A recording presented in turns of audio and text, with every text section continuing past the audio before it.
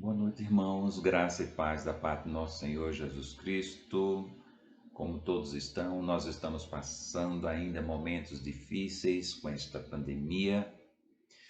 É um momento de provação, de teste na nossa fé, na nossa conduta, no nosso apego realmente às coisas espirituais. Você lê a palavra de Deus? Está tendo seu momento devocional?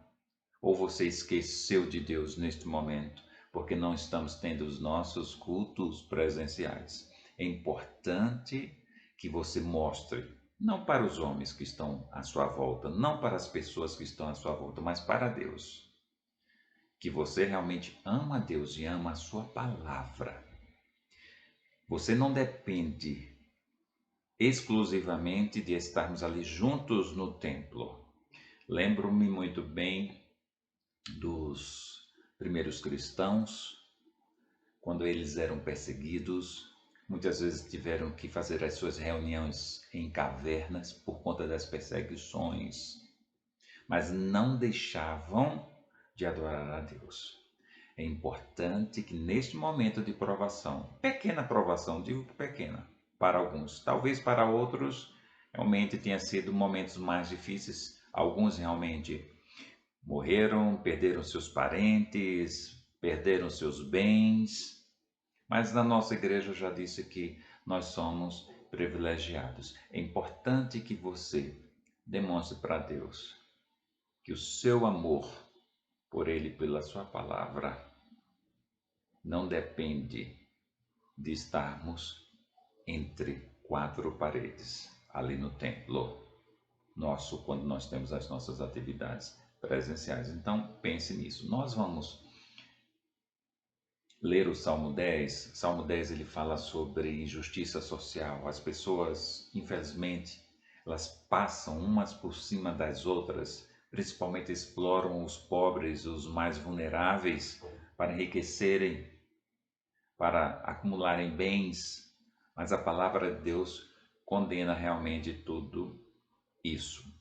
Salmo 10, provavelmente, é a continuação do Salmo 9. Dizem, há uma possibilidade de que tenha sido Davi que tenha escrito tanto o Salmo 9 como o 10, como uma única poesia. Mas nós temos nas nossas Bíblias eles divididos, 9 e 10. Nós vamos ler o Salmo 10, então acompanhe. Diz assim: Senhor, por que estás tão longe? Por que te escondes em tempos de angústia? Em sua arrogância, o ímpio persegue o pobre que é apanhado em suas tramas. Ele se gaba de sua própria cobiça e em sua ganância amaldiçoa e insulta o Senhor. Em sua presunção, o ímpio não busca, não há lugar para Deus em nenhum dos seus planos. Os seus caminhos prosperam sempre. Tão acima da sua compreensão estão as tuas leis que ele faz pouco caso de todos os seus adversários. Pensando consigo mesmo, nada me abalará, desgraça alguma me atingirá, nem a mim, nem aos meus descendentes. Sua boca está cheia de maldições, mentiras e ameaças, violência e maldade estão em sua língua. Fica à espreita perto dos povoados, em emboscadas mata os inocentes, procurando as escondidas as suas vítimas. Fica à espreita como o leão escondido, fica à espreita para apanhar o necessitado, apanha o necessitado e o arrasta para a sua rede. Agachado fica de tocaia, as suas vítimas caem em seu poder. Pensa consigo mesmo: Deus se esqueceu, escondeu o rosto e nunca verá isto. Levanta-te, Senhor, ergue a tua mão, ó Deus. Não te esqueças dos necessitados, porque o ímpio insulta a Deus, dizendo no seu íntimo: De nada me pedirás contas. Mas tu enxergas o sofrimento e a dor, observa-os para tomá-los em tuas mãos. A vítima deles entrega-se a ti. Tu és o protetor do órfão. Quebra o braço do ímpio e do perverso. Pede contas de sua impiedade, até que dela nada mais se ache. O Senhor é rei para todo sempre, e da sua terra desapareceram os outros povos. Tu, Senhor, ouves a súplica dos necessitados. Tu os reanimas e atendes ao seu clamor. Defendes o órfão e oprimido, a fim de que o homem que é pó já não cause terror. Vamos orar. Senhor Deus, nós te agradecemos porque tu és justo. O teu reino é de justiça. Tu acolhes o necessitado e o pobre, aquele que é injustiçado. Nós te louvamos, Senhor, pelo teu amor e pela tua misericórdia. No nome do teu Filho amado nós oramos. Amém. Vemos aqui um salmo que condena os exploradores e que dá esperança aos explorados, aos injustiçados. Nós temos no Decálogo, nos 10 mandamentos que foram entregues ao povo hebreu através de Moisés, os 3 últimos mandamentos falam sobre a mentira, sobre o falso testemunho, não é a mesma coisa, sobre a cobiça, sobre o roubo, sobre furtar. Toda a lei mosaica, ela foi abolida com a morte do nosso Senhor Jesus Cristo. Ou seja, não é mais para ser considerada. A lei mosaica foi totalmente anulada. Mas o que nós sempre dizemos e que precisamos entender é que o conteúdo dos 10 mandamentos, ele é universal. Não porque se trata da lei de Moisés, não porque os 10 mandamentos foram dados por Deus, mas é pelo conteúdo, é pelo teor mesmo dos mandamentos, que são informações gerais, universais. Nós estamos apenas aqui falando de 3, que é não furtar, não dar falso testemunho e não cobiçar nada do próximo. São práticas, são desejos tanto do hebreu, como do americano, como do brasileiro, como do europeu, do africano, do índio, do bárbaro, das civilizações mais cultas, mais civilizadas, dos povos mais civilizados. Todos nós, seres humanos, nós temos esta tendência já natural, isso está relacionado ao pecado, aquilo que também Paulo chama de carne, está realmente ligado à nossa carne, que é o desejo pelas coisas dos outros, de furtar, de cobiçar, de mentir, de enganar, já está conosco. Apenas nós precisamos entender que tudo isso fere a Deus, fere os princípios de Deus. Só que o ímpio, ele vê todas estas coisas de forma natural e usa tudo isso para crescer, para enriquecer.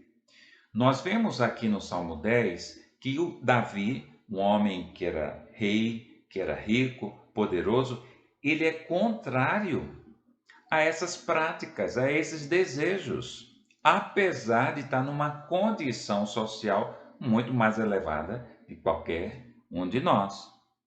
Nós encontramos ele dizendo assim: em sua arrogância, o ímpio persegue o pobre. Isso é muito natural. Era natural na sociedade antiga, experimentada, são experiências de Davi. Ele diz ainda, ele se gaba, o ímpio, né, de sua própria cobiça, e em sua ganância, avareza, amaldiçoa e insulta o Senhor. Então é natural do ímpio a prática da avareza, a prática da cobiça, da mentira, da exploração do pobre para crescer.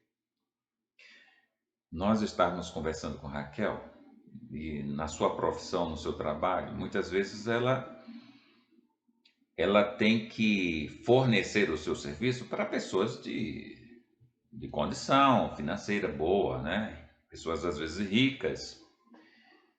E ela nos falou da sua experiência de como muitas vezes aquelas pessoas mais ricas são as que mais são mesquinhas, avarentas e que às vezes querem subir explorando aqueles mais desfavorecidos. Mas isto é uma realidade.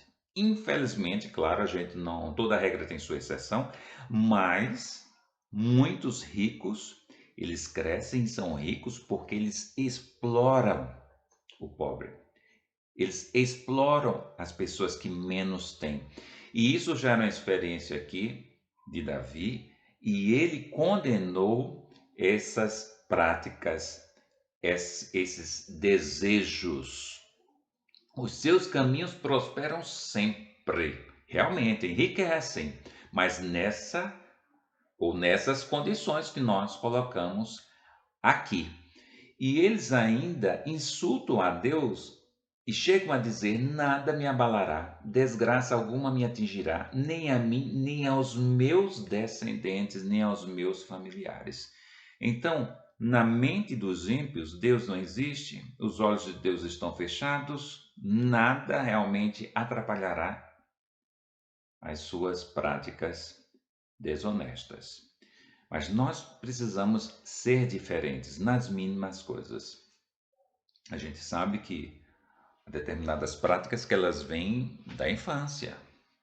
Quando nós vemos nossos filhos trazendo para casa da escola um objeto que não é seu, a obrigação dos pais é mandar que o filho devolva aquilo que não é dele. Assim nós vamos então educando os nossos filhos, mostrando que a desonestidade ela não deve ser alimentada. Nós precisamos ter uma prática honesta. Então, o crente, ele precisa ter um outro procedimento. Às vezes, as pessoas se convertem com suas práticas antigas. Paulo vai nos falar sobre isso. Se convertem a Jesus Cristo, conhecem o evangelho da salvação, mas não conseguem abandonar ainda alguns costumes de infância, hábitos que adquiriram por não terem sido educados ou advertidos, às vezes por negligência dos próprios pais, ou então pelas circunstâncias da vida. Muitos realmente não tiveram pais, outros foram criados muito à vontade, e são muitas na realidade situações diferentes que não vêm ao caso. Mas é importante que nós entendamos a necessidade de sermos honestos, de não sermos avarentos, de não cobiçarmos nada do que é do próximo, mas nos contentarmos com aquilo que nós temos e somos. A felicidade e a paz vai depender muito do contentamento pessoal com aquilo que nós possuímos. O próprio apóstolo Paulo ele vai nos falar lá em Filipenses sobre isso. Primeiro ele vai citar o exemplo de Jesus. Ele vai dizer que Jesus, sendo o próprio Filho de Deus, veio ao mundo, viveu como um homem, mas Jesus não perseguiu riquezas materiais, Jesus realmente ele não perseguiu fama, ao contrário. Jesus não perseguiu o acúmulo de bens até chegar à morte de cruz. Então ele demonstrou que o valor da vida não está nos bens materiais que nós acumulamos. Nós encontramos lá em Lucas, capítulo 12 e o versículo 15, Jesus disse: Tende cuidado e guardai-vos de toda e qualquer avareza, porque a vida de um homem não consiste na abundância dos bens que ele possui. Jesus falou isso com propriedade, porque ele não perseguiu essas coisas, não perseguiu riquezas materiais. Ao contrário, a sua missão foi ajudar as pessoas, foi trazer a mensagem de salvação e esperança. Com isso é que ele se alegrava. Isso é que era o grande tesouro realmente de Jesus. Paulo também, ele assemelhou-se a Jesus em termos de comportamento. Provavelmente era um homem rico, mas ele renunciou quase tudo, podemos dizer assim, em termos materiais, para servir a Deus. O seu contentamento e a sua alegria estavam em compartilhar a palavra de Deus, em perceber a satisfação, a felicidade das pessoas por conta da palavra que ele compartilhava.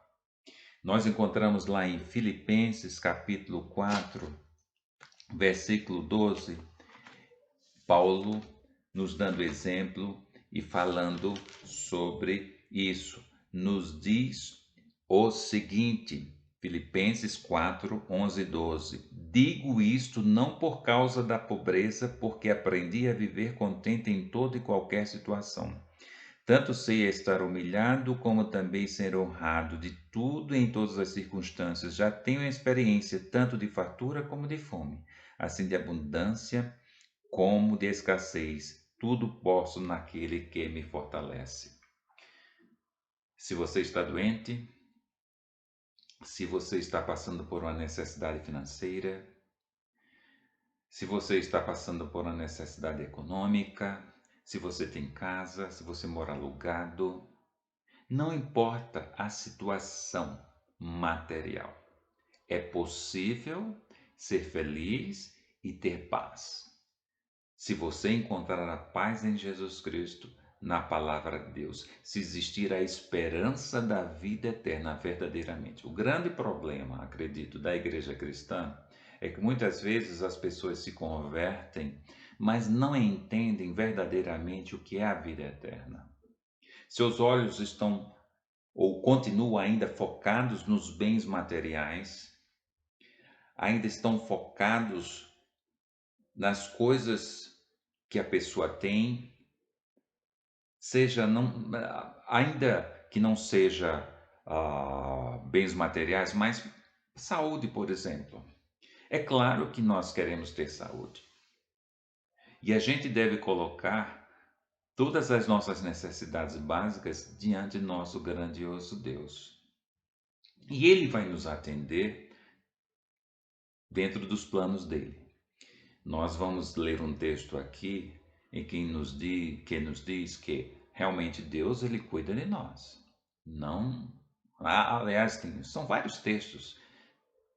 Se nós formos folhear a palavra de Deus em Salmos e também nas cartas de Paulo, nos Evangelhos, nós vamos perceber que a palavra de Deus nos diz que Ele cuida de nós.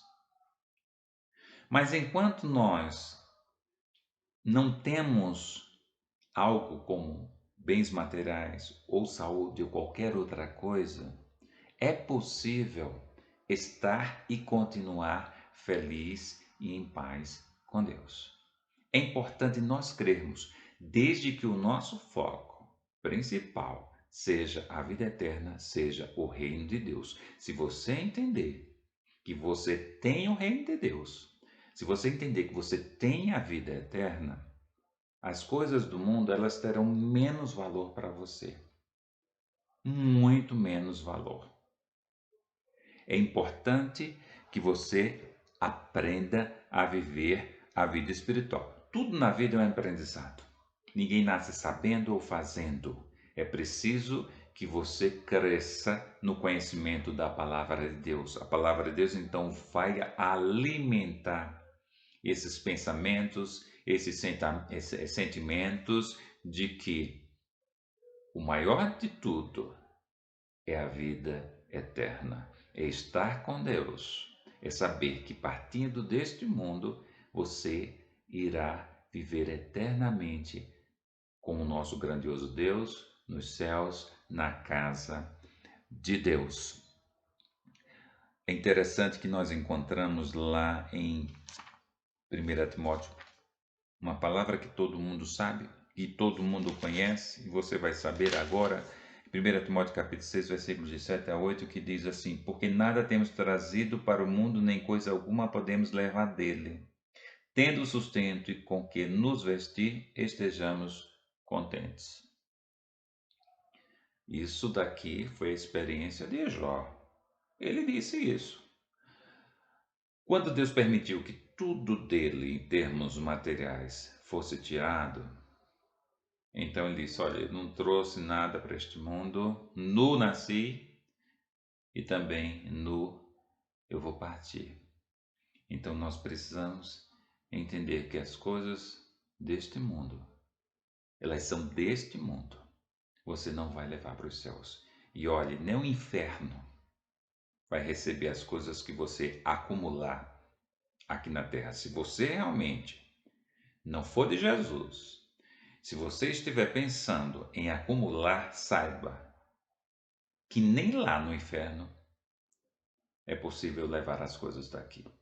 Logicamente, para o céu também não é, porque muitas pessoas estão acumulando como se fosse levar para outra vida. Esquecem de Deus, como nós encontramos aqui no Salmo 10, e diz bem assim: Deus, ó, não está havendo nada, Ele não vai me cobrar nada. Salmo 10 diz isso. Ele vai partir para a eternidade, mas com a ausência de Deus, sem Deus, ele irá para a prisão eterna, como a palavra de Deus fala, o inferno, onde estarão o diabo e seus anjos. E lá ele não terá nada daqui. É engano realmente acumular, achando que o acúmulo de bens é quem traz a felicidade. É claro, nós vamos repetir que nós devemos suplicar a Deus para ter uma vida tranquila, para nós termos as coisas essenciais, para termos as coisas básicas. Deus vai nos dar, a um dá mais, a outro dá menos. Nós não sabemos o quanto teremos, mas certamente Deus nos dá muito mais do que merecemos. Isso é que nós precisamos compreender. Não adianta a gente viver oprimido por conta das coisas materiais, porque o tempo passa rápido, a vida passa, a gente chega à velhice e a gente desperdiça a paz, desperdiça a felicidade, a tranquilidade, a gente desperdiça o tempo. Às vezes nós ocupamos nossas mentes, nossas cabeças com tantas preocupações materiais e deixamos de pregar o amor, deixamos de pregar a misericórdia, a paz e a vida eterna. Nós precisamos ter cuidado para vivermos uma vida com certa tranquilidade, de tal forma que nós possamos cumprir a nossa missão. Quem valoriza a avareza, quem valoriza a cobiça, a mentira, esquece-se de Deus. Esquece que realmente Deus deu a vida, deu capacidades, Deus deu realmente dons para que nós possamos cumprir uma missão, que é honrar e glorificar o nome de Deus. Nós fomos criados para isso. Nós temos aqui em Hebreus 13, 5. Hebreus 13, 5. Nos diz o seguinte: seja a vossa vida sem avareza, contentai-vos com as coisas que tendes, porque ele tem dito: de maneira alguma te deixarei, nunca jamais te abandonarei. A palavra de Deus diz que, não diz, aliás, que Deus vai nos dar riquezas, vai nos dar um melhor emprego do Brasil, vai nos dar a melhor empresa do Brasil, vai nos conceder a melhor casa, o melhor carro, a melhor universidade. Não é isso que ele nos diz, mas nos diz que de nenhuma maneira nos abandonará.